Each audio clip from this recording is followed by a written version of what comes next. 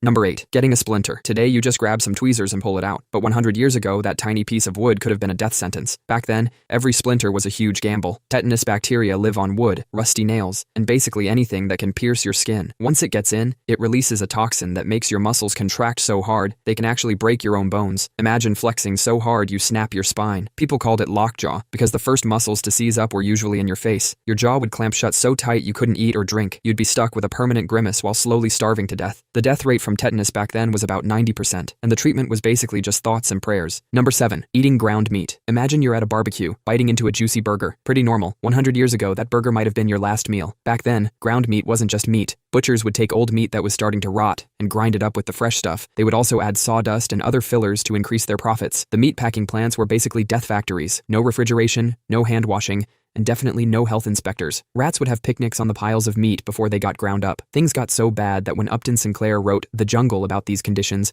people actually stopped eating meat. President Theodore Roosevelt himself supposedly threw his breakfast sausage out the White House window after reading it. That book is the reason we have the FDA.